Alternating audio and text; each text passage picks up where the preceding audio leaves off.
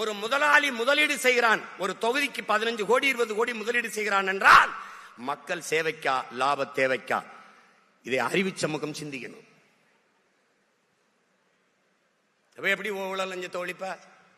எப்படி ஒழிப்ப? நீ நோட்டை வாங்கிட்டு ஓட்ட விற்கிற, அவன் அந்த ஓட்டை வாங்கிட்டு நாட்டை விற்கிறான், அவ்வளவுதான். என்ன மாறுதல் வரும்? என்ன மாறுதல் வரும்?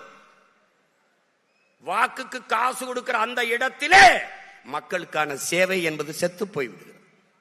மாண்புமிக்க ஜனநாயகம் செத்து கேடுகட்ட பணநாயகம் பிறந்து விடுகிறது.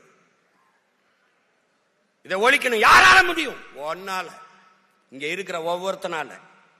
தம்பி, ஒரு வண்டி நிறைய குப்பை, அதை கொளுத்துவதற்கு வண்டி நிறைய நெருப்பு எடுத்துக்கொண்டு எவனும் செல்வதில்லை. ஒரே ஒரு தீப்பெட்டி, ஒரே ஒரு தீக்குச்சி.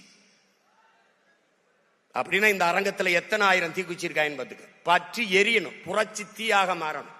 கட்சி ஆட்சிகளால் இதை சரி செய்ய முடியாது என் உடன் பிறந்தவனே, புரட்சி ஒன்றால் தான் இதை புரட்டி போட முடியும். எப்படிப்பட்ட புரட்சி?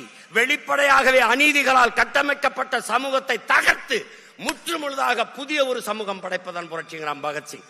அப்படிப்பட்ட ஒரு சமூகம், அப்படிப்பட்ட ஒரு சமூகம்.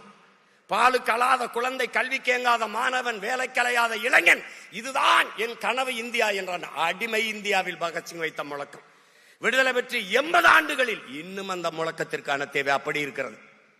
இப்ப யார் மாற்றுவது? யார் மாற்றுவது?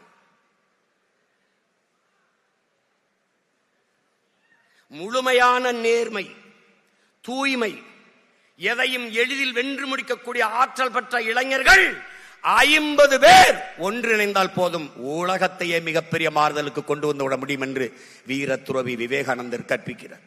50 பேர் ஒன்றிணைந்தால் முடியும் என்றால் 5000 பேர் நீங்க இந்த அரங்கிலே ஒன்றிணைந்திருக்கிறீர்கள். உங்களால் முடியாதா? முடியாதா?